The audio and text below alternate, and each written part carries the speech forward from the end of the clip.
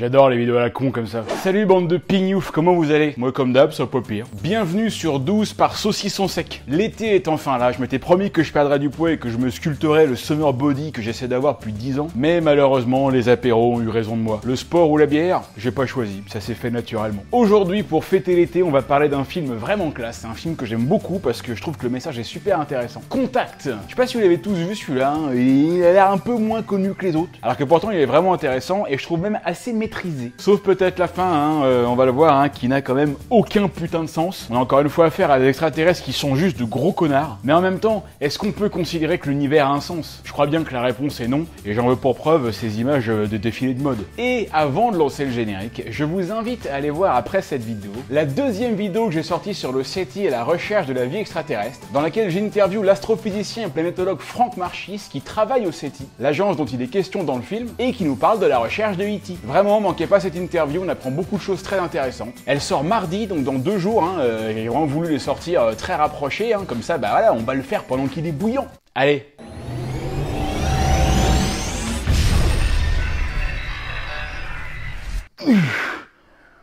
Oh, je suis chaud pour le summer body là. Mais pourquoi tu veux lever autant de poids? C'est dangereux ça. Parce que les meufs elles regardent que ça aujourd'hui, il y a que ça, puis sur la plage faut que tu sois musqué, ouais. Tu sais qu'une telle masse de muscles, ça finit par te ralentir? Ouais, c'est vrai, ouais. Non, je vais essayer de pas tout miser sur mon physique, hein, c'est vrai que ce serait pas juste pour les autres. À la place, je vais plutôt accrocher les tableaux chez moi. Au moins ça c'est léger, c'est facile à monter et à démonter. Titre. Oh, ça y est, c'est parti déjà quoi. Retitre. Mes chers auditeurs, je vais une nouvelle fois vous reparler de Displate, le sponsor de cette vidéo. Parce que comme je vous parle que de produits que je kiffe de ouf, je suis obligé de vous reparler d'eux parce que eux, ils sont dans mon top 3. Et parce qu'en plus, à chaque fois que je vous parle d'eux, bah, ils m'en renvoient des nouveaux. Ça, c'est bon ça. Et maintenant, quand vous rentrez chez moi, vous arrivez directement face à ça. Oh, c'est de toute beauté. Ensuite, vous arrivez dans le salon, il y en a déjà 3. Bah maintenant, il y en aura un 4e, voilà. Hein, toujours un petit peu sur le thème de l'espace. Hein. Dans le couloir, je vais rajouter celui-là. Hein, je vais peut-être me mettre comme ça. Hein, James Webb, hein, le télescope, on a fait des vidéos dessus. Merveilleux, hein, il est classe. Hein. Dans la chambre de mon fils, il y a déjà Mario. Bah, je vais rajouter aussi celui-là, hein, qui kiffe les nouvelles trilogies Star Wars. Hein, c'est bien le seul. Bah, il a 7 ans et demi, hein, c'est-à-dire dès que t'as plus, tu peux pas kiffer. Hein. Et enfin, dans ma chambre.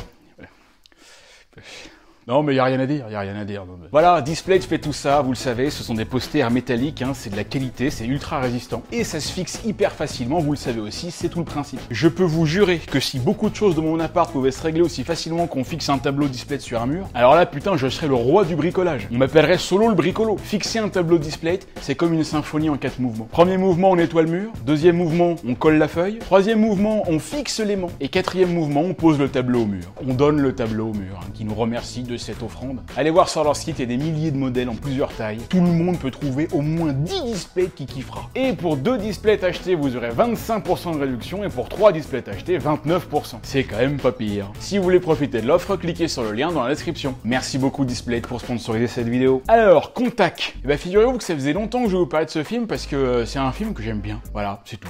C'est mon avis, c'est mon ressenti. Je me rappelle, j'ai même écrit une critique dessus sur Allociné d'ailleurs. Contact, j'aime bien parce que d'abord, Jodie Foster n'a jamais été aussi jolie que dans ce film, et pour moi, c'est un aspect très important. Mais surtout, c'est un film qui parle d'un sujet que j'aime bien aborder en soirée quand je suis avec des potes, parce qu'en plus, ils y connaissent rien, donc c'est encore plus marrant. Quel est le lien, hein, quel est le rapport, hein, je dirais, quel est le lien, hein, voilà. Il a déjà dit lien, tu te répètes là. Oui, bah, j'ai pas mieux. Entre la science et la religion. Et, pour être encore plus concret, lorsqu'on parle de l'univers, de sa création, de son exploration, et surtout d'une possible rencontre avec des extraterrestres, quelle est la part de légitimité d'une discipline par rapport à l'autre? Et à quel moment l'une ne peut plus rien faire et doit laisser l'autre prendre le relais? En fait, c'est une histoire qui met en avant le conflit qu'il pourrait y avoir entre la science et la religion au moment de la découverte d'une vie extraterrestre. Est-ce que si on rencontre d'autres êtres vivants, bah, ça remet en cause par exemple l'existence de Dieu? Est-ce que les extraterrestres eux-mêmes croient en Dieu, hein, par exemple, hein?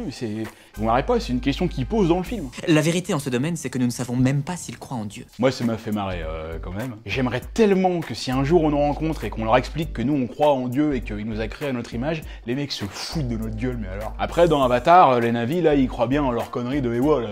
Ouais, les arbres, ils parlent. Bon, j'exagère, hein, toujours, évidemment, un respect, là. Si, un respect. Dans Contact, il y en a même qui se demandent si le message qu'ils reçoivent vient pas directement de Dieu et que du coup, c'est pas à la science de s'en occuper, mais plutôt à la religion religion et aux croyants, qui sont d'ailleurs deux choses très différentes. Comme quoi que la science viendrait marcher sur les plates-bandes de la religion. Ouais, enfin bon, être mignon à dire que c'est pas la science de s'en occuper. En attendant, c'est grâce à la science qu'on a trouvé votre message d'audio là. Parce qu'il y a une chose qui est sûre, c'est que c'est pas grâce à vous. Enfin bon, c'est absolument pas le sujet. Zemeckis c'est pas con non plus, et il a quand même dit qu'il voulait que le message du film soit que la science et la religion puissent cohabiter et travailler ensemble plutôt que d'être dans des camps opposés. Et bah figurez-vous que moi, je suis assez d'accord avec ça. On va dire que sur une échelle de 1 à 72, de 1 à 23, je suis pas du tout d'accord, la religion n'y connaît que dalle en science, c'est juste à fermer sa gueule. De 27 à 45, la religion n'y connaît rien, mais il faut quand même écouter ce qu'elle a à dire. De 51 à 64, la religion est quand même assez cool parce que bon, bah, on boit du pinard avec les copains. Et de 66 à 72, je veux devenir prêtre, je commence le stage la semaine prochaine. Bon bah là, moi tout de suite, par exemple, je dirais que je suis à 73. Et c'est pour ça d'ailleurs que pendant tout le film, Ellie va être en couple avec Matthew McConaughey, qui est un prêtre, enfin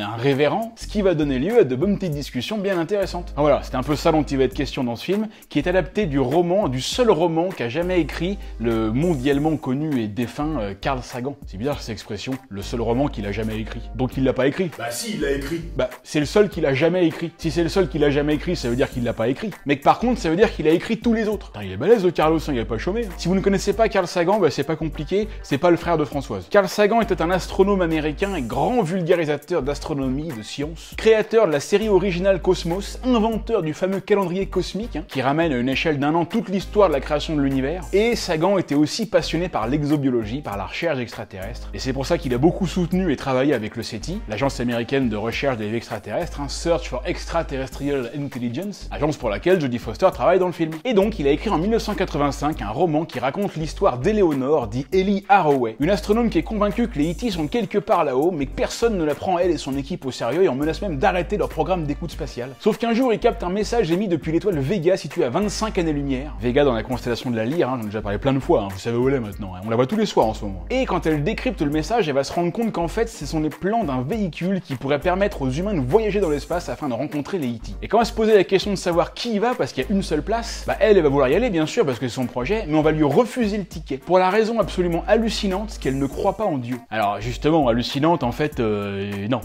peut-être pas au final. Bon, finalement, elle va y aller quand même. Spoiler, évidemment, elle va rencontrer un extraterrestre qui a pris l'apparence de son père qui est mort quand elle avait 9 ans et qui ne va en fait quasiment rien lui dire du tout. Qui ne va lâcher aucune info, mis à part que, si vous voulez, ça se passe bien. Voilà. Et quand elle va sortir du vaisseau, personne ne va la croire parce que pour elle, ça a duré 18 heures, mais que pour tous les autres, ça a duré 1 seconde. Le film adapte donc assez bien le roman parce que je viens de vous résumer tout le roman en vous montrant que les images du film. Le film s'arrête d'ailleurs juste après quand Ellie essaie de convaincre tout le monde que ça s'est bien passé, mais le livre lui continue l'histoire avec Ellie qui repart voir l'extraterrestre, hein, qui vont lui dire je crois que bah ouais non ça va toujours, hein, ça se passe bien. Voilà, donc tout ça c'était une idée de Carl Sagan. Dans ma série de vidéos biographies des grands astronomes là, j'en consacrerai une très bientôt sur Carl Sagan. Et donc le livre est sorti en 85, mais le film est sorti en 97. Il est réalisé par Robert Zemeckis que tout le monde doit connaître, hein. Je ne peux pas croire un seul instant qu'il y ait ne serait-ce qu'un seul d'entre vous abonné à ma chaîne qui n'ait jamais vu un film de Zemeckis. Retour vers le futur, Forrest Gump, Solomon, qui veut la peau de Roger Rabbit, À la poursuite du diamant vert et d'autres encore. Me dites pas que vous n'avez pas vu au moins de ces films, je vous croirais pas. De toute façon, si c'est le cas, je vous désabonne. Dans le rôle d'Eleanor, on retrouve donc Jodie Foster, superbe actrice, hein, absolument géniale et d'une classe sublime, hein, qui parle aussi bien anglais que français. Et il y a vraiment un très bon casting puisqu'on trouve aussi Matthew McConaughey, James Wood, Tom Skerritt et John Hurt qui avaient déjà joué ensemble dans Alien, David Morse qui joue le père d'Ellie, hein, que j'ai bien kiffé dans La Ligne Verte et surtout dans The Rock, un de mes films préférés. Ah, j'adore Michael Bay, si vous voulez, on se refait pas. On a aussi William Fichtner qui joue le colonel Sharp dans Armageddon et dans plein d'autres films que je kiffe, et la sublime Angela Bassett. D'ailleurs, allez voir sur la chaîne YouTube de Aurélien Porto, hein, celui qui joue entre autres Gauvin dans Kaamelott. Mon oncle, tout ceci est des plus palpitants. Parce qu'on a fait une petite interview dans ces vidéos qui s'appelle Le Film 2, dans laquelle on parle pendant 1 heure d'Armageddon et pendant 2 autres heures de cinéma en général. Bisous Morel et merci pour l'invite. Allez, c'est parti, on lance le film. On met le contact. Et on pourrait même dire, on fout le contact. Oh putain, c'est quoi ça? Oh, baissez le son là. Ça va pas bien, hein? Pourquoi vous faites ça? Ah, c'est parce que vous voulez montrer que l'humanité fait du bruit. Hein, ouais. En tout cas, qu'il y ait du son qui est émis depuis la Terre et qui se propage au fur et à mesure dans toute la galaxie. Ah d'accord, et c'est pour ça le zoom arrière là qui passe par Jupiter, Saturne, qui sort du système solaire. Vous avez vu, ça va loin, hein. Là on voit la nébuleuse des piliers de la création. C'est le nom que moi et mes potes on donne à nos bits. Ah oui, ça va vraiment loin là, on sort carrément de la Voie lactée. Vous avez vu, là il n'y a plus de son là, il n'y a plus rien. Ah mais les sons émis de la Terre, ils sont pas encore arrivés jusque là, hein. Va falloir attendre quelques centaines de millions d'années pour qu'ils arrivent. En même temps, si c'est pour envoyer du Aya Nakamura, c'est pas grave. Bon, ça va encore loin là, non? Ça dure combien de temps là? On en a pour 2h30 ou quoi? On est venu voir Jodie Foster à poil nous. C'est quand la scène là? C'est quoi le timecode? 18 minutes 55. Ah bah voilà, fallait le dire tout de suite. Bon alors fais voir. Ah, voilà. Bon, alors là, on va commencer à partir de là, hein, parce que tout ce qu'il y a avant, on s'en fout. Et au final, ça dézoome tellement qu'on sort par l'œil d'une petite fille qui nous a tout l'air d'être Éléonore. Et on la découvre en train de contacter quelqu'un par la radio, mais ça marche pas. Certainement parce qu'elle sait pas s'en servir, parce qu'elle est nulle. Et finalement, elle arrive à contacter quelqu'un en Floride, ce qui la rend très fière, hein, parce que c'est la première fois qu'elle contacte quelqu'un aussi loin. Alors que t'as juste à décrocher le téléphone et tu peux appeler dans le monde entier, hein. Je dis ça, je dis rien. Non mais c'est vrai que moi, c'est un truc que j'aime bien faire, ça. Quand un enfant est fier parce qu'il vient de réussir un nouveau truc, il faut tout de suite le rabaisser directement. Tout de suite lui dire que ce qu'il a fait c'est de la merde et que ça vaut rien, tu vois. Et après je lui prends son jeu préféré, je le casse devant lui. De toute façon, moi mon passage préféré dans Retour vers le futur, c'est quand Biff il prend le ballon des petits là et qu'il le jette chez le voisin là, comme ça ils peuvent plus jouer avec. Ça c'est génial, ça je l'ai fait je sais pas combien de fois. Tu crois qu'on pourrait parler à la lune? Parler à la lune. Ah, je vais t'apprendre un truc, la lune elle parle pas. Je sais pas ce que tu racontes là mais On pourrait parler à Jupiter? Putain, elle a rien compris celle-là. En tout cas, nous on comprend qu'elle a déjà un peu la tête dans les étoiles et qu'elle se passionne pour la radioastronomie et pour le contact, hein. Papa, tu crois qu'on pourrait parler à maman? Mais évidemment que non, puisqu'elle est morte. Mais t'es con, quoi. Ah bah je te ferai dire que dans Star Wars épisode 9, au début du film, dans le générique, il y a écrit les morts parlent, hein, donc c'est complètement possible.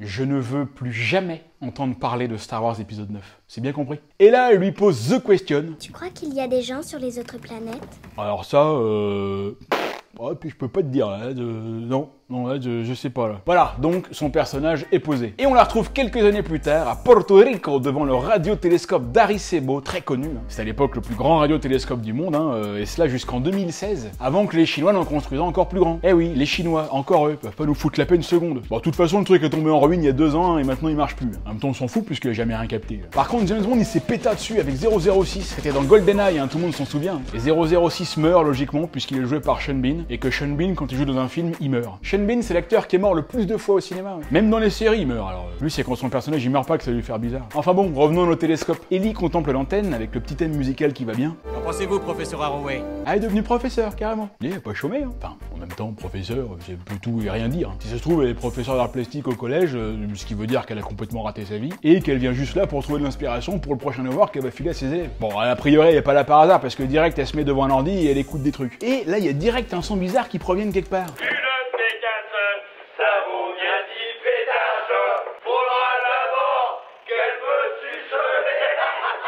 Ah non, mais là, c'est parce que le télescope, il est pointé vers la Maison Blanche, ils sont en réunion, là. Ah, c'est le colonel Sharp. Et en plus, dans le film, c'est marrant, il s'appelle Kent Clark, hein, en référence à Batman. Et lui, vraiment, je le kiffe, lui. Bon, en fait, elle s'est plantée, hein, c'était pas du tout l'E.T., c'était un pulsar. Et non, mais ça arrive tout le temps en radioastronomie. Tu captes un signal régulier, donc tu te dis que c'est chelou, parce que normalement, dans l'espace, les trucs réguliers, c'est pas trop censé exister. Alors, on a entendu un jour un truc régulier, hein, c'était en direction d'un trou noir, hein, juste à côté de l'étoile de Tabit. On a entendu nettement un... Mais on s'est rendu compte après que le télescope était pointé vers le bureau de Bill Clinton. Donc effectivement, quand on capte un signal régulier, on se demande ce que c'est. Et en fait, on a découvert en 1967 qu'il y avait des pulsars. C'est-à-dire des étoiles à neutrons, des étoiles mortes en fait, très très denses, qui aspiraient de la matière, un peu comme un trou noir, mais qui en rejetaient aussi en tournant très rapidement sur elles-mêmes. Et nous, on a capté ces ondes radio à un rythme rapide et régulier, et on a appelé ça des pulsars, c'est-à-dire la contraction de pulsating star en anglais, des étoiles pulsantes. Et c'est vrai qu'au début, on a pensé qu'il s'agissait d'une émission d'une civilisation extraterrestre. Mais en fait, c'était pas ça du tout. Bon, la relève arrive, ils peuvent aller se coucher. Bon, laisse boire une petite mousse, et là, attention, voilà le beau gosse de service qui arrive. Vous êtes une femme à caquette? Ça se voit? Bah, c'est les lunettes. Il lui demande ce qu'elle fait là, et c'est quoi la couleur de sa culotte? Je travaille sur un projet appelé SETI. La recherche d'intelligence extraterrestre. Eh ouais, en fait, le mec il connaît, c'est un bon, c'est pas n'importe qui. Il lui dit qu'il écrit un bouquin sur des trucs, on s'en fout, enfin, bon, il y a un rapport, quoi. Et pour la couleur de la culotte, moi je dirais violet, moi. Ah, je le savais. Bon, là, il y a le patron qui arrive dans une Jeep en mode Jurassic Park, il dit bonjour à la team. Ellie, elle arrive en sprint derrière dans la côte, putain, mais ça doit être chaud, ça, à tourner. Ça, c'est le genre de prise, c'est quand t'es acteur, t'as pas envie de le refaire 25 fois, quoi. Non, coupez, le son est pas bon, là, faut redescendre, là, Jody, on la refait, là. Allez, action. Non, coupez, sympa, t'es parti trop tôt, là, on la refait, là, redescends, là. Action. Coupé, non mais là t'es parti trop tard là. Putain merde hein. Bah c'est de ta faute aussi hein. Alors par contre aussi, inversement, il peut y avoir des prises que là, ça te dérange pas de refaire plusieurs fois. Moi par exemple, je suis Daniel Radcliffe. La prise où j'embrasse Emma Watson, on peut la faire pendant 2 semaines, ça me dérange pas du tout. Après le problème c'est que c'est de l'animation, donc en fait t'es bien dégoûté quoi. Bon, Drumlin, le boss, il lui dit bonjour, mais direct il se fout de sa gueule. Ellie, tu attends toujours un appel de E.T.? Bah non, il est avec ta mère. Petit apéro, Drumlin dit que la recherche c'est de la merde, ça sert à rien, mais là Palmer il arrive et il dit « Hey connard, vire tes sales paluches de là où je me fâche !» Dis donc toi, t'es pas en train de jouer au docteur avec un gamin dans ton église? Bah je peux pas, c'est les vacances scolaires, ils sont tous partis. Et ouais, là Ellie apprend que Palmer est un prêtre, c'est un homme de foi. Bah et non, ça a l'air de lui faire vachement plaisir, hein, cache ta joie cocotte. Elle dit c'est pas grave, hein, moi je peux te dire que je me considère comme un homme de science. Si demain je rencontre Margot Robbie et qu'elle me dit qu'elle est nonne, alors là pas de problème, hein, je l'enferme dans le confessionnal et je vais lui faire manger mon corps. On peut me considérer comme un homme d'église, mais... Je vais quand même te bouillave. Vous voulez qu'on s'en aille? Ah, mais Ellie, toi je te kiffe toi. Bon pour l'instant il y a un peu de cul, hein, c'est bien, hein, moi je valide. Ah bah les gens on leur dit vous allez étudier les trous noirs, ils prennent ça au premier degré. Hein. Bon là elle essaie de lui faire le coup des étoiles dans le ciel, hein, ce que moi j'essaie toujours de faire aussi. Des fois ça marche mais la plupart du temps les gens se barrent au bout de 2 minutes. Elle dit à Palmer que quand elle était petite elle regardait les étoiles avec son père. Palmer il a l'air d'être bien intéressé là. Lui il veut juste la ken, hein, il s'en fout du reste. Elle lui explique qu'il y a des milliards d'étoiles, donc des milliards de planètes, donc des milliards de possibilités qu'il y ait de la vie extraterrestre. Tout ça c'est des conneries, parce que la Terre elle est plate. Et ils s'embrassent. En même temps il a sorti l'argument ultime, hein, qu'est-ce que tu veux. Avec ça tu fais chavirer le cœur de toutes les femmes. Et hop on les retrouve au pieu. Lui il lui dit qu'il a une expérience avec Dieu. C'était Dieu. Et elle lui dit « Ha, connard !» Enfin non, elle lui dit pas ça comme ça, mais moi c'est comme ça que j'aurais dit. Là il voit une photo d'elle et son père et il lui dit « C'est qui cet abruti là? Il a une tête de gland. » Bah c'est mon père, il est mort quand j'avais 9 ans. Ah ouais. Ah dommage, c'est ça dommage oui. Bon bah je me barre, j'ai pas que ça à foutre. Hein. Ouais là Ellie elle l'a pas trop bien pris là. Et là on retrouve Ellie enfant avec ses télescopes, elle appelle son père pour qu'il vienne voir. Mais là elle entend un bruit suspect, en un mot. Elle va voir et là elle retrouve son père allongé par terre. Il a dû un peu trop forcer sur le Dijon. Du coup elle court chercher son médoc et là attention, préparez-vous pour le plan du film. On la voit courir dans les escaliers et ensuite dans le couloir. Putain elle court super mal au ralenti. Donc là la caméra la filme de face, travelling arrière. Easy hein, voilà, avec une steadicam c'est facile. Sauf qu'en fait pas du tout. Parce que quand elle arrive dans la salle de bain, on voit que tout n'était qu'un reflet dans le miroir du petit placard. Et ça, mon gars, c'est fort, ça. C'est très très fort. Ce plan est hyper connu, je sais même pas comment ils ont fait pour faire ça. Et pourtant, je m'y connais bien. Hein. Je sais très bien que pour Jurassic Park, par exemple, ils avaient des vrais dinosaures. Elle chope les médocs, mais c'est déjà trop tard. Papa est parti pour un monde meilleur. Et là, il y a un prêtre qui arrive et qui lui dit « Nous ne sommes pas toujours forcés de savoir pourquoi certaines choses arrivent comme elles arrivent. » Eh bah putain, c'est tout ce que t'as trouvé à dire à une petite fille de 9 ans qui vient de perdre son père. Sans déconner les mecs, mais en fait, vous avez juste aucune explication au final. Et tu ferais quoi toi pour la réconforter? Mais je sais pas moi, mais je l'emmènerai au McDo, je l'emmènerai à Disneyland pour voir Bambi. Bon là on revient au présent et c'est la merde. Hein. Sharp il dit à Ellie que Drumlin il abandonne le projet et que maintenant ils vont devenir contrôleurs à la RATP. Alors du coup Ellie elle est colère, elle file voir Drumlin et elle lui dit c'est mort, le métro parisien c'est de la merde. Ah ouais bah t'as pas le choix, je te fous sur la ligne 13 aux heures de pointe. Tu voulais voir extraterrestre, bah tu vas être servi. En fait il lui dit qu'il fait ça pour son bien parce que elle arrivera jamais à capter quoi que ce soit, c'est beaucoup trop improbable et puis elle va juste perdre son temps au final. Mais elle en a rien à foutre. C'est ma vie! Et ouais c'est sa vie, tu te rends pas compte toi, c'est sa vie merde. Oui, merde. Après, effectivement, si elle veut perdre son temps, c'est elle qui voit. Moi, je pense que c'est lui qui a raison, mais bon. En attendant, le SETI, c'est les 60 ans qu'ils existent. Pour l'instant, tout ce qu'ils ont réussi à capter, c'est 2 pigeons qu'on nichait dans le radar. Pour le reste, on attend toujours. Hein. Mais bon, moi j'y crois. Rien à foutre. Team SETI, les gars. Bon, et du coup, Ellie et sa team, ils se barrent au Nouveau-Mexique pour aller bosser avec d'autres télescopes. Palmer, il lui a laissé son numéro, mais elle le laisse sur la table de chevet. Ce qui veut dire que c'est la femme de ménage, quand elle va ranger tout ça, qui va trouver le numéro de téléphone et qui va l'appeler. Ça va lui faire tout drôle à l'autre, là. Bon, là, elle va demander de la thune au mécène pour acheter du temps de télescope, mais encore une fois, les mecs se foutent de sa gueule en lui disant que son truc, c'est pas de la science, mais plutôt de la science-fiction. Et là, les gars, elle va leur faire le discours de leur vie. Et ouais, c'est de la science-fiction. C'est mortel, la science-fiction. Vous avez pas envie qu'on découvre l'extraterrestre qui vont nous apprendre à faire des vaisseaux spatiaux comme dans Star Wars? Vous dites pas que ce serait mortel d'avoir le sabre laser pour faire des combats dans le noir et faire... Bah pour faire ça, faut qu'on trouve l'extraterrestre pour qu'il nous explique comment faire, parce que pour l'instant, on est obligé de prendre des manches à balai puis ça a beaucoup moins de gueule. Vous avez votre argent. Eh bah voilà, c'est pas compliqué. Alors mais de toute façon, dès que tu mets un sabre laser dans une conversation, tout de suite les gens t'écoutent. Alors la vérité, c'est que le type a reçu un coup de fil dont on sait pas qui, mais apparemment Ellie, il y a quelqu'un qui la regardait et qui a validé le projet. Et nous voilà donc 4 ans plus tard au VLA au Nouveau-Mexique, le Very Large Array, qu'on pourrait traduire par très grand réseau. Et donc ouais, le VLA, il est constitué de 27 antennes paraboliques de 25 mètres chacune, qui forment un réseau de télescopes hyper puissant. C'est-à-dire que les 27 antennes ont chacune leur propre récepteur et les signaux sont envoyés à un site central où ils sont combinés, ce qui fait que l'image équivaut à celle d'un très grand télescope. Donc là, Ellie, elle s'écoute un petit son, hein. Bon, le problème, c'est que c'est sympa de faire ça. Ça donne un air sérieux, et puis bon, ça fait style que tu bosses sur un truc important. Mais si tu veux, quand tout ce que t'arrives à capter, c'est le bruit de la machine à laver dans la maison sur la colline d'en face, bah, au bout d'un moment, ça commence à se savoir. Donc Sharp, il vient lui dire que ça peut plus durer et que là, bah, ils ont plus de financement. Voilà, il va s'asseoir au bord du Grand Canyon pour réfléchir. On réfléchit toujours mieux quand on est face à un grand trou. Titre? Oui. Ouais, je sais pas. Je t'accorde un demi-point, mais pas plus. On voit à la télé que Palmer est devenu un peu important. Hein, il écrit des bouquins sur Dieu qui sont des best-sellers. Il est devenu le prêtre le plus connu des States. Moi, mon biscuit préféré, c'est le petit écolier. Pendant ce temps-là, Ali, elle écoute toujours le néant. Et d'un seul coup, il se passe un truc. Elle commence à entendre un bruit chelou, mais surtout régulier. Elle fonce au labo, elle dit à ses potes de choper le signal, de pas le perdre. Elle arrive, tout le monde est à fond là, ils l'entendent. Et comme le truc sonne un certain nombre de fois, mais tout le temps les mêmes, ils se mettent à compter et ils trouvent un truc super chelou. 2, 3, 5, 7, ce sont tous des nombres premiers, ça ne peut pas être un phénomène naturel. Eh ouais, c'est ouf. Et là, ils voient que le signal vient de l'étoile Vega, mais ils en sont pas sûrs. Donc ils appellent quelqu'un qui s'y connaît en repérage de signaux extraterrestres. Et est-ce que vous avez une localisation de la source? Ouais, alors on a regardé, et on pense que ça pourrait venir du gros cul de ta daronne, mais on n'en est pas sûr. Ouais, c'est parti, ils préviennent tout le monde, toute la vermine débarque. C'est comme ça que j'appelle les journalistes. Et il y a carrément le directeur de la sécurité nationale, joué par James Wood, qui a toujours autant une gueule de sale enfoiré, qui vient lui dire de se calmer un peu parce que si ça se trouve, c'est que dalle. Sauf que pile à ce moment-là, ils se mettent à capter un deuxième signal. Et là, ça va vraiment commencer à devenir chelou parce que le deuxième signal, qu'est-ce que c'est? C'est tonton Adolphe, les gars. Mais qu'est-ce qu'il fout là, celui-là? Je savais bien que c'est un extraterrestre. Un humain ne peut pas avoir autant de charisme. Et donc là tout le monde est très étonné, ils comprennent pas ce qui se passe et pourquoi le signal qu'ils reçoivent est Hitler qui fait son discours pour l'ouverture des Jeux de Berlin en 1936. Vous l'avez vu, il y a Angela Bassett là. Alors elle, peu importe sa coiffure, elle est magnifique. Alors c'est juste parce que la cérémonie d'ouverture des Jeux de Berlin en 1936, ça a été la toute première émission qui a été envoyée dans l'espace. Donc c'est juste logiquement le premier signal que les aliens reçoivent et ils nous le renvoient pour dire qu'ils ont bien reçu quelque chose. C'est sympa comme message de bienvenue, un discours d'Hitler. Sacrée première impression. En même temps, les extraterrestres, ils savent pas qui c'est Hitler. Ils doivent peut-être se dire que c'est quelqu'un de très bien. Et puis alors, perso, moi, plus que Hitler, moi c'est l'allemand qui me dérange. Non mais vous vous rendez compte? Les extraterrestres vont croire qu'on parle allemand. La langue la plus dégueulasse de la Terre et possiblement de l'univers. Et c'est ça qu'ils entendent en premier. Putain, faut pas s'étonner qu'après ils aient pas envie de venir nous voir. Ils doivent penser qu'on les insulte. Vous voudriez parcourir plusieurs années-lumière pour voir quelqu'un qui parle comme ça, vous? Wer hätte gedacht, dass alle diese Berufe mich eines Tages auf diese Bühne führen? Là c'est Sandra Bullock, c'est pas pareil. Il y a des circonstances atténuantes là. Bon là, il y a le président Clinton qui vient faire un discours pour dire qu'il y a quand même plus important que son histoire de cigare avec sa secrétaire et qu'il y a possiblement des extraterrestres qui nous ont contactés. Et ensuite, bien sûr, ils appellent au pupitre le chef de l'équipe scientifique qui est à l'origine du projet, qui a fait la découverte. Le professeur David Drumlin, conseiller scientifique auprès du président. Il t'est fait bien niquer la Maëlie.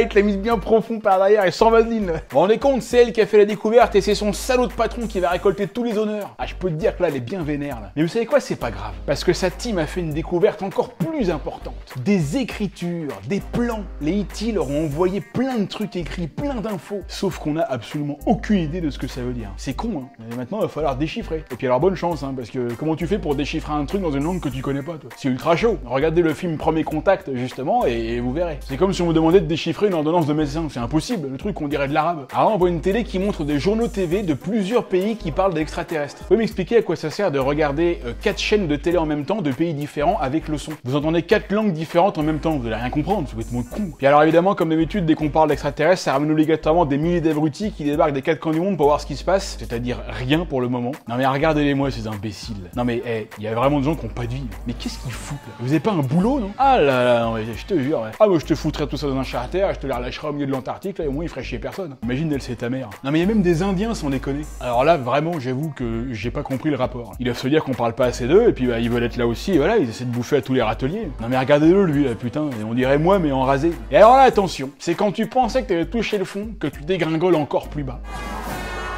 Ah non, mais alors là, les mecs, là, il y a un moment, là, je sais plus quoi dire. Là. Vous savez, la connerie, ça s'explique pas. Il faut des exemples. Là, on en a des très très bons, là. Et là, Ellie, elle voit un mec qui a l'air d'être encore plus taré que tous les autres réunis, et qui dit que la science, c'est de la merde, et que c'est aux religieux de contacter Dieu. Voilà, donc, laissez-moi vous dire que les extraterrestres, ils vont pas venir tout de suite. Bon, Ellie et sa team essaient de déchiffrer le message, mais ils trouvent rien. Et en rentrant chez elle, elle reçoit un message chelou qui lui dit de venir rencontrer quelqu'un en pleine nuit dans la plus grande discrétion. Donc là, elle arrive dans un avion, on la fait patienter dans une salle, elle voit qu'il y a des caméras, c'est un peu chelou, et d'un seul coup... Professeur Arroway. Ok, donc il y a un type qui est là, juste là, et qu'elle avait pas vu. Elle est là depuis 2 minutes, le type est à 2 mètres d'elle, mais elle avait pas vu qu'il était là. Et alors là, le type va lui expliquer qu'il a trouvé une solution pour raccorder les 3 pages là de notes des extraterrestres, il faut les mettre en 3 dimensions. Bon, du coup, ils comprennent que les E.T. sont un peu moins cons qu'eux et ils ont pris soin d'envoyer un abécédaire pour décoder leur merdier. Et quand ils y arrivent enfin, ils trouvent que ce sont en fait des plans pour construire une immense machine, ce qu'Ellie va expliquer à l'état-major. Mais c'est quoi comme machine? Une machine à café? Non, c'est une machine à coudre. Mais non, c'est une machine à glaçons, c'est parce qu'ils ont soif peut-être. Bah, je vois pas le rapport. Mais si, y en a un, mais c'est parce que justement... Non, mais de toute façon, c'est pas ça. Bah ouais, mais Ellie essaie, hein. Et alors, ce serait quoi? Simplement un moyen de transport. Bon, les mecs sont pas chauds, ils disent que c'est trop dangereux et que si ça se trouve, on va ouvrir un portail comme dans les Avengers et qu'il y a l'armée de Vega qui va débarquer sur Terre. Bah, mais vous rigolez, non mais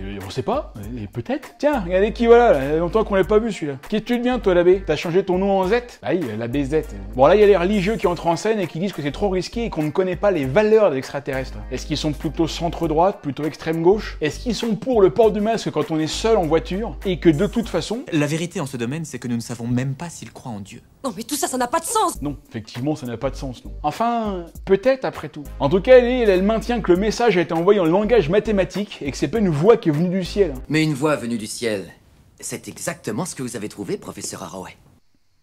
Ah bah là oui, effectivement là c'est ça, il nous a bien mouché le révérend là. Bon, heureusement on lui dit qu'il n'est pas là pour chercher des noises, hein, mais plutôt pour 2 choses. Chercher un terrain d'entente entre la science et la religion, et voir si la religion peut pas éventuellement rentrer dans la science de quelques centimètres. Bon alors là il y a une petite soirée et Ellie et Palmer vont avoir une discussion très intéressante sur le sujet principal du film, religion versus science, preuve versus croyance. Et Ellie elle attaque direct au foie là, elle lui dit que Dieu n'existe pas, qu'il n'y a pas de preuve, elle serait presque en mode vénère un peu là. Bon elle le kiffe, hein, elle va quand même le sucer, mais elle reste fermement sur ses positions. Tandis que lui est plus calme, plus modéré, hein, et il l'écoute sans broncher. Et ça c'est parce qu'il la kiffe, hein. De toute façon lui il a un projet, il l'a niqué. Et là il veut lui demander si elle aimait son père. Donc l'autre elle va dire oui, et lui il va dire... Prouve-le. Et alors là, ce qui est bizarre, c'est que je trouve bizarrement, elle dit plus rien. C'est comme si c'était difficile de le prouver. Bah je sais pas, je trouve que c'est pas extrêmement difficile de prouver que t'aimes quelqu'un, tu vois. N'empêche que là, encore une fois, la BZ, il marque un point. Titre.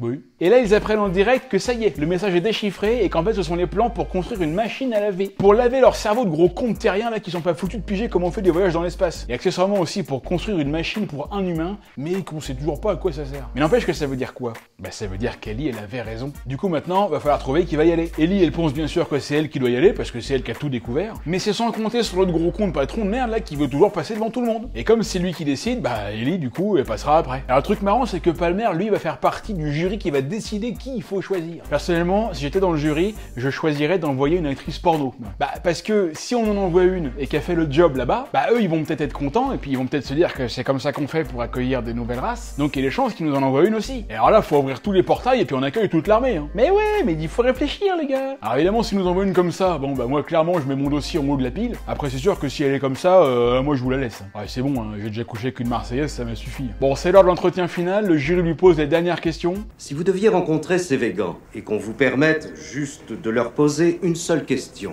quelle serait-elle? Bah je leur demanderais, est-ce que eux aussi, ils pensent que mettre de l'ananas sur une pizza, c'est la chose la plus horrible de l'univers et qu'il faut tuer les gens qui le font? Et ouais, excellente réponse, donc bah du coup ça convient à tout le monde, donc son dossier est validé. Mais c'est à ce moment-là que Palmer, son mec, lui pose l'ultime question. Est-ce que vous croyez en Dieu? Ah et ouais, on oublie un petit peu vite le pépère. Alors bien sûr, nous, on est comme Ellie, c'est-à-dire qu'on se demande un peu ce que ça vient foutre dans l'histoire, mais l'autre, il lui dit quoi? 95% de la population mondiale croit à l'existence d'un être suprême sous une forme ou une autre. Eh ouais, ben n'empêche que c'est vrai. Si tu dois représenter les terriens alors que tu fais partie que de 5% d'entre eux, eh ben en fait tu les représentes pas vraiment quoi. C'est d'une logique implacable. Et parfois ça pue la logique ouais. Mais sauf qu'en fait, c'est même pas pour ça que Palmer pose la question. Parce que la vérité c'est que lui il s'en fout complètement qu'elle soit croyante ou pas. Il l'aime, il veut pas qu'elle parte, tout simplement. C'est l'amour, peu importe les croyances. L'amour est plus fort que tout. Mais le truc en plus là pour Ellie c'est que il suffirait qu'elle dise que oui, elle croit en Dieu, mais bien sûr. Mais dis-leur ce qu'ils veulent entendre aussi, toi, c'est comme ça que ça marche. Elle refuse de trahir ses idées, elle reste en accord avec elle-même et elle dit qu'elle ne croit pas en Dieu. Et là, bah, c'est comme quand tu passes le permis et puis que tu brilles un feu rouge, c'est éliminatoire. Du coup, à cause de la question de Palmer, son mec, Ellie ne part plus. Et c'est bien évidemment l'autre enfoiré de Drumlin qui profite toujours des bons coups pour partir à sa place. Donc là, bah, je peux te dire qu'entre Palmer et Ellie, c'est fini. Hein. Là, il la gouffrinera pas une dernière fois. Va falloir qu'il se retape une bonne sœur. Allez, c'est parti, on se concentre. À Cap Canaveral, la machine à laver est prête. D'ailleurs, il nous montre une petite animation pour voir comment ça marche. Vous voyez, là, on sélectionne le premier programme laine délicat, là, on met à 90 degrés à 1400 tours, on place une petite pastille au milieu et elle va partir à la vitesse de la lumière vers Vega. Comme ça, on envoie quelqu'un qui est propre. Hein. Et bah, c'est quand même la moindre des choses, hein, et on va pas leur envoyer un roumain. Drumlin est dans la machine, Ellie est au centre de commandement, tout se passe bien, sauf que là, il y a un technicien avec une gueule chelou qui a l'air de manigancer quelque chose, et Ellie, elle le reconnaît direct. C'est l'autre illuminé, là, celui qui joue dans Starship Troopers et dans Stranger Things, là. Jack Buzet, voilà, le fils de Gary Buzet, le méchant de l'arme fatale. Et donc, bah lui, vu la gueule qu'il tire, il est forcément venu foutre la merde. Ce gars-là, je le connais, il ne devrait pas être là. Effectivement, il devrait pas être là. Donc du coup, qu'est-ce qu'il fout là? On peut rentrer comme on veut dans vos installations là, c'est comment? Putain, le mec il a une bombe. Y a pas un portique qui sonne en bas là? Bah vous auriez dû en mettre un parce que résultat, bam, il fait tout exploser. J'aime bien le mec qui regarde tranquille. Ouais, non mais tout se passe bien, hein, c'est normal, hein, aucun problème. Bon voilà les gars, je crois que c'est mort. Hein. Les 3 milliards de dollars ils sont partis en fumée. Hein. Et Drumlin aussi d'ailleurs. Ah bah lui c'est pas compliqué, il est parti rejoindre son dieu, hein, qui y croit. Il pourra en profiter pour demander à Dieu c'était quoi son plan. Hein. Parce que Dieu, c'est lui qui donne la vie ou qui la reprend. Enfin qui rappelle ses enfants à lui, hein, enfin ou je sais pas, enfin il y a une histoire comme ça quoi. Ah puis de toute façon, hein, vous savez, hein, les voies du Seigneur sont impénétrables. Ça c'est la carte Joker. C'est la lettre vide au Scrabble. Tu la remplaces par ce que tu veux pour que ça t'arrange et pour se faire gagner des points. Bah les voies du Seigneur sont impénétrables, c'est la même chose. Et c'est à ce moment-là qu'il y a l'autre vieux riche chelou là. Alors lui il est déjà dans l'espace avec les Russes, il est passé chez l'ennemi. À mon avis lui faut pas lui faire confiance. D'ailleurs il a le cancer, alors moi perso je m'en approche pas. Et il révèle à Ellie que les Américains ont secrètement construit une deuxième machine au Japon. Eh comme ils disent dans Armageddon. À la NASA on ne prend aucun risque, on fait systématiquement tout en double. Alors cette fois Palmer il pourra pas l'empêcher de partir, mais il va quand même lui dire de revenir vite parce que là ça fait longtemps qu'il a pas débourré le mammouth. Bah mais il est prêtre, hein. Normalement t'as pas le droit, hein. C'est comme les Jedi. Hein. Mais bon, il y en a toujours qui essayent de se mettre bien. Ils dédient leur vie à Dieu, mais bon, s'il y a un petit cul de 15 qui passe devant eux, ce sont des hommes de Dieu, mais ce sont a fortiori des hommes avant tout. Ellie est donc choisie direct pour partir, c'est normal. Enfin bon, c'est normal, je suis désolé, non, pas forcément. Bah, d'accord, c'est elle qui a l'initiative du projet, mais bon, elle a aucun entraînement pour partir comme ça. Elle est pas astronaute, elle est pas du tout entraînée. Pourquoi il décide de l'envoyer elle? Ce serait beaucoup plus sécure d'envoyer quelqu'un qui est entraîné. Ellie fait une entrée à la Star Wars, la sécurité a été resserrée de ouf, hein. Il y a plus aucun journaliste qui a le droit d'entrer dans l'installation. On va peut-être enfin pouvoir bosser tranquille. Elle rentre doucement dans la machine avec les deux gardes derrière. Moi si t'es un des deux gardes là, je lui ferais ta comme ça, pour lui foutre les boules quoi, en mode Ils lui mettent la caméra, ils lui disent au revoir, et ils vont manger des sushis. La porte se referme, c'est parti. Ça commence à trembler un peu, et Ellie, elle a même pas de casque. Non mais, comment tu peux envoyer quelqu'un à 26 années-lumière dans un vaisseau spatial et pas lui mettre de casque? Mais c'est quoi ce bordel? Vous voulez qu'elle meure en fait? Elle ressent ce qu'on ressent dans un lancement de fusée à ce stade. Bah oui, voilà, c'est justement ce que je dis. Sauf que dans un lancement de fusée à ce stade-là, j'ai jamais vu quelqu'un qui avait pas de casque. Hein. Donc je sais pas ce que vous foutez, mais c'est encore de la merde. Allez, là, ça commence sérieusement à chauffer, les disques accélèrent à fond, il y a de la lumière qui apparaît, personne ne sait ce qui se passe. La vitesse arrive à 100%, on voit plus rien de ce qui se passe à l'intérieur, c'est un truc de ouf. Et Ellie, elle va se lâcher dedans. Enfin, elle va être lâchée dedans, elle va pas se lâcher dedans, elle est dégueulasse. Il lâche la boule et let's fucking go!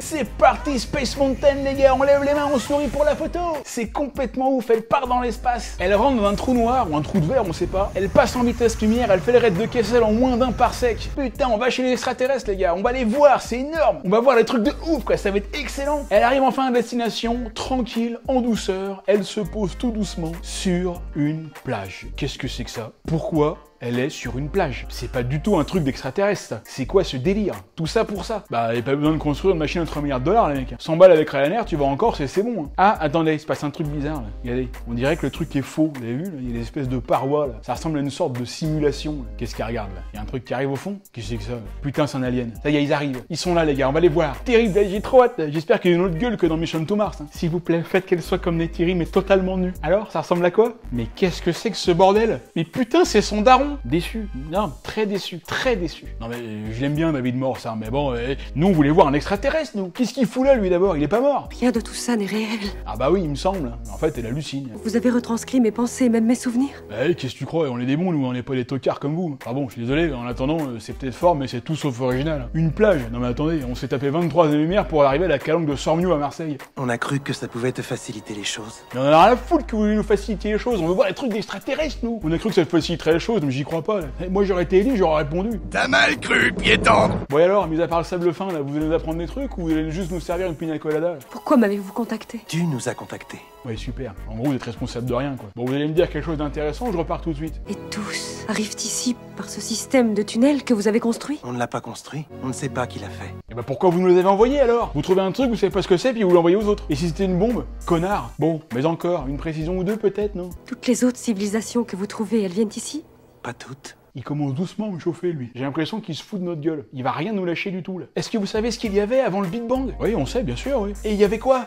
Tu as les mains de ta mère. À ce moment-là, moi je suis Ellie et je lui démonte sa gueule à ce connard. Non mais c'est tout ce que tu vas me dire. Va falloir que tu fasses vachement mieux que ça si tu veux pas qu'on vienne te dater la gueule à toi tous les tiens un coup de bombe atomique. Bon après il dit qu'on est une espèce intéressante, qu'on est capable du pire comme du meilleur et puis que dans le pire c'est nous les meilleurs. Ellie elle lui dit oui merci bien oui. Et sinon tu sais pour l'univers un peu la vitesse de la lumière, le Big Bang ça vous avez des réponses ou peut-être même une petite piste un peu ou quelque chose ou vous avez que dalle. Maintenant, tu rentres chez toi. Non, ça se passe pas comme ça, vous allez me lâcher une info là. Vous allez pas me laisser rentrer tout seul sans rien, vous allez me foutre le seum en fait. Et arrête de sourire là, je vais t'en coller une là. Ouais c'est ça, garde-le ton bisou de merde, j'en veux pas. On a dépensé 6 milliards nous, il y a des gens qui sont morts. Peut-être on a rien à foutre de ça, c'est pas ton problème. Qu'est-ce que tu regardes là? Tu vas me dire quoi? Que regarde, c'est beau, les étoiles, ça brille. Super, bah vous avez gagné, on vous déteste maintenant. On avait E.T. l'abruti, l'extraterrestre, la guerre des mondes qui était complètement teubé aussi, et maintenant il y a ceux de contact. Bon je m'excuse de m'énerver, hein, mais bon là franchement là ils abusent. Bon bah du coup c'est déjà l'heure de repartir, hein. C'est bien, ça valait le coup. 23 années-lumière pour échanger des banalités avec un vieux con sur une plage. On n'a pas besoin d'aller là-bas, hein. Nous on a la Côte d'Azur pour ça. Hein. Et hop, la voilà qui a atterri sur Terre. Elle est un peu dans les vapes, hein, et elle demande combien de temps elle est partie. Je suis partie combien de temps?